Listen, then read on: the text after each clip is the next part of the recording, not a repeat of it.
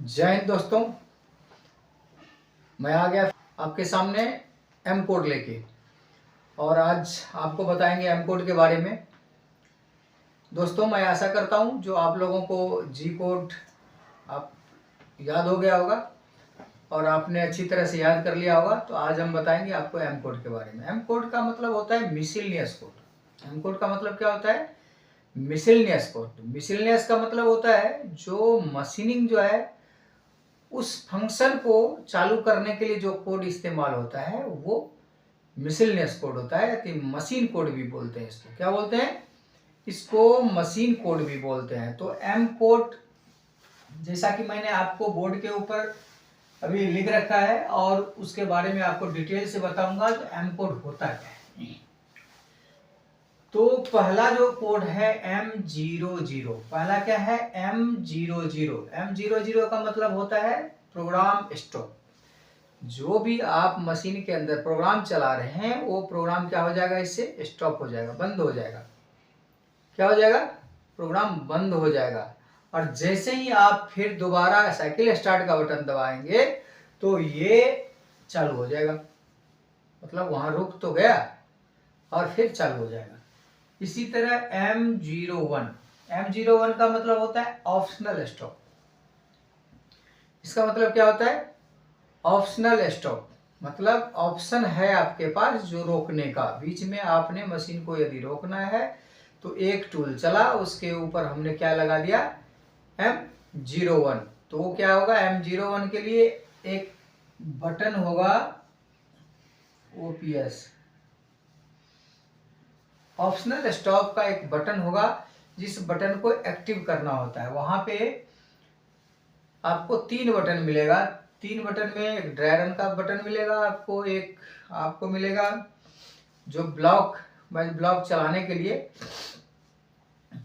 वो बटन मिलेगा आपको, और ऑप्शनल स्टॉप का बटन मिलेगा। तो आपको ऑप्शनल स्टॉप आपने दबा दिया बटन, वहां यदि ब्लिंकिंग कर रहा है ऑप्शनल स्टॉप, तो इसका मतलब ये आपका एक्टिव है। और ये एक्टिव है तो एक टूल चल के जहां पे आपने ऑप्शनल लगा रखा है वहां पे जाके मशीन रुक जाएगी। ये हम जो इस्तेमाल करते हैं वो किस लिए करते हैं? ताकि जो मेरा जो टूल कटिंग कर रहा है और उससे अगला टूल का जो क्या एक्टिविटी हो रहा है उस एक्टिविटी को देखने के लिए, जो पीछे मेरा जो टूल है वो सही से कटिंग करा या नहीं करा, या मान लो कुछ भी वो फंक्शन से रिलेटेड, या मान लो मेटल के जो सेटिंग से रिलेटेड ये चीज हो सकता है। तो इन चीजों को आपको ध्यान में रखना है। तो ऑप्शनल स्टॉप बंद करने पर मतलब हटाने पे आपको टूल को प्रॉपर और पार्ट को प्रॉपर देख लेना चाहिए। सेम कंडीशन इसका भी है। प्रोग्राम जो स्टॉप है उसका भी सेम कंडीशन है, बट इसमें क्या होता है, ये दोनों में थोड़ा सा अंतर है। इसमें तो रुकेगा ही रुकेगा। ये कोड आपने लगा दिया तो वो कोई बटन उसमें काम नहीं करेगा। इसके लिए कोई एक्स्ट्रा बटन नहीं होता, वो साइकिल स्टार्ट से ही ये बटन चलेगा। मगर इसके लिए ऑप्शनल का एक बटन होता है जिस बटन को एक्टिव करना होगा, या ब्लॉक डिलीट वाला बटन होता है, या वहां पे कई सारे 3-4 बटन होता है। उस बटन को, जिस बटन को आप एक्टिव करोगे, ब्लॉक स्किप का बटन होता है, तो ये जिस बटन को एक्टिव करोगे वो काम करना वहां स्टार्ट हो जाता है। तो दोस्तों, इसको बड़ा ध्यान से आपको देखना है और समझना है। M02 का मतलब है एंड ऑफ प्रोग्राम। प्रोग्राम इसमें क्या होगा? बंद हो जाएगा, प्रोग्राम वहीं खत्म हो जाएगा। मगर इसमें रिवाइंड नहीं होगा। जहां प्रोग्राम आपका बंद हुआ उसके बाद ये रिवाइंड नहीं होगा। रिसेट मारोगे तभी जाके प्रोग्राम रिवाइंड होगा। तो यहाँ पे रिवाइंड नहीं होता है। एंड ऑफ प्रोग्राम हो तो गया मगर वो रिवाइंड नहीं होगा, प्रोग्राम वहीं रुक जाएगा।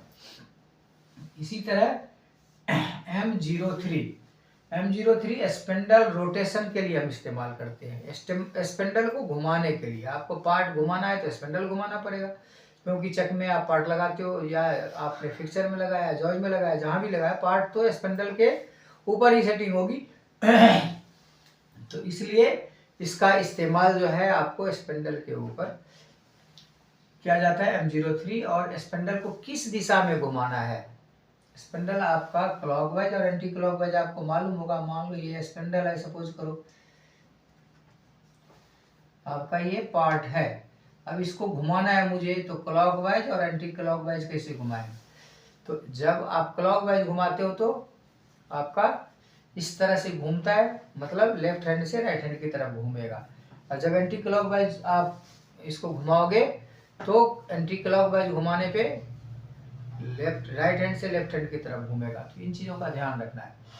तो स्पिंडल क्लॉकवाइज ये घूमता है M03 से, और M04 से स्पिंडल जो है रोटेशन एंटी क्लॉकवाइज होता है, जिसको काउंटर क्लॉकवाइज भी होते हैं। आप देख सकते हो यहाँ लिखा हुआ है। तो इसका जो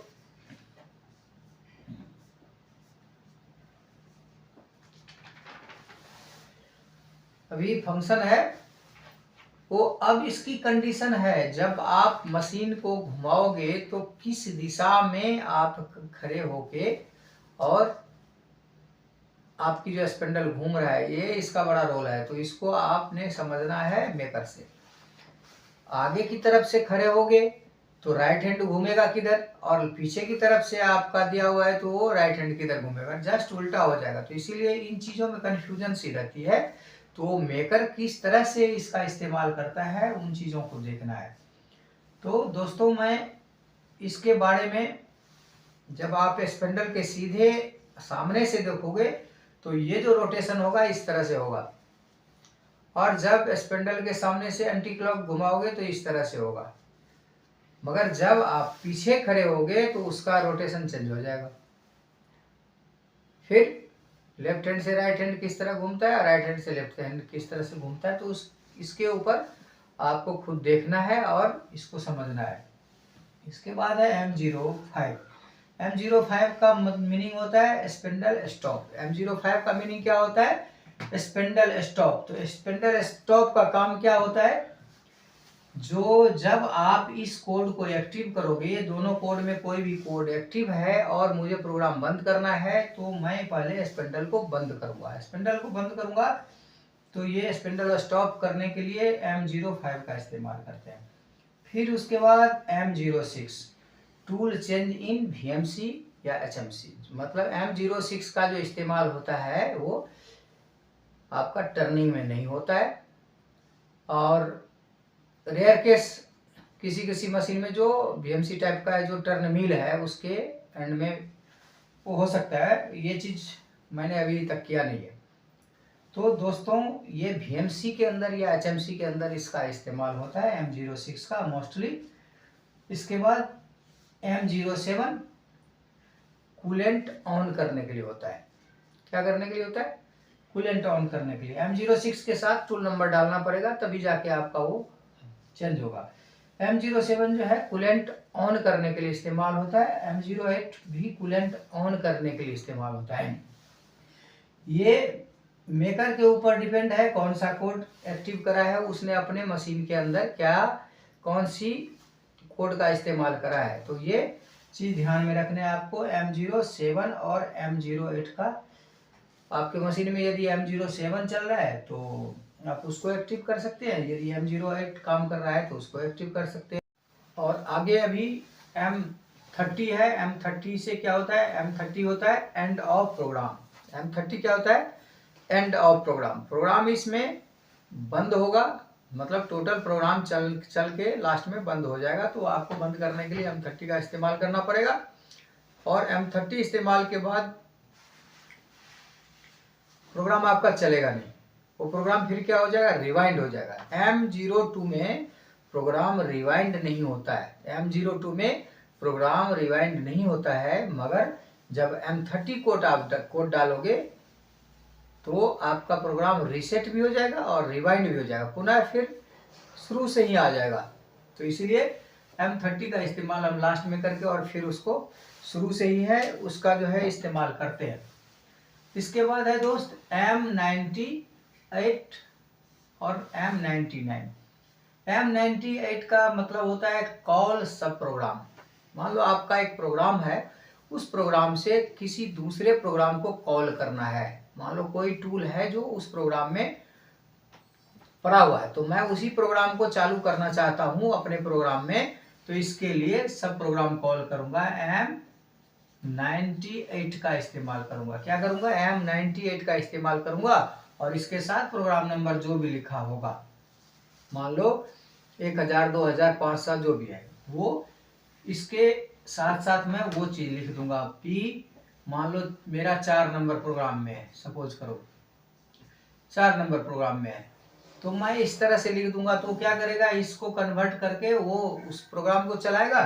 फिर इसको ख़त्म करने के लिए M99 का इस्तेमाल करना पड़ेगा। मैं उस प्रोग्राम के लास्ट में M99 लिख दूंगा, तो वो क्या हो जाएगा, प्रोग्राम को फिर अपने जगह पे ला देगा। मतलब एंड ऑफ सब प्रोग्राम, जो सब प्रोग्राम मेरा चल रहा था वो वापिस अपने स्थान पे आ जाएगा। मतलब वहां से चलना स्टार्ट कर देगा। जो पहले जो प्रोग्राम चल रहा था वो चलना स्टार्ट कर देगा।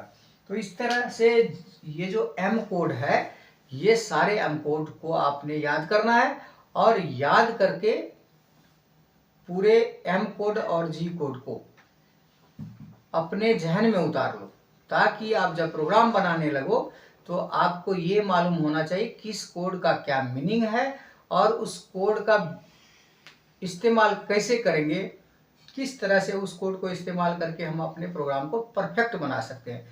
दोस्तों, मैं एक ही चीज़ कहूँगा आप लोगों से, मेहनत है, थोड़ी सी पेशेंस रखना पड़ता है। मेहनत कीजिए, पेशेंस रखिए और इसको निरंतर अपने प्रयास में निरंतर रखते रहिए। प्रैक्टिस करना है तो इन चीज़ों को ध्यान में रखना है। अब अगले क्लास में मैं इसके आगे जो मैं बताऊंगा, CNC A to Z, CNC में जो A से लेके Z तक का जो फंक्शनल कोड है उसके बारे में बताऊंगा। जब आप इन चीज़ों को जान जाएंगे, जो ए का मीनिंग क्या होता है, बी का मीनिंग क्या होता है, सी का मीनिंग क्या होता है, डी का मीनिंग क्या होता है, इस तरह से हर कोड का अपना अपना एक मीनिंग है और वो प्रोग्राम के अंदर में इस्तेमाल होता है, उसको समझना आपको ज़रूरी है। दोस्तों, मैं आशा करता हूँ जो आपको ये एम कोड समझ में आ गया होगा। यदि समझ में नहीं आया तो कमेंट के अंदर लिखिए और आप कमेंट भेजिए। मेरा यदि वीडियो आपको पसंद आया हो तो लाइक कीजिए, सब्सक्राइब कीजिए और अपने दोस्तों को शेयर कीजिए, ताकि आपके दोस्तों में भी जो ज्ञान आप प्राप्त करना चाहते हैं वो उनको मिले। जय हिंद, जय भारत, धन्यवाद।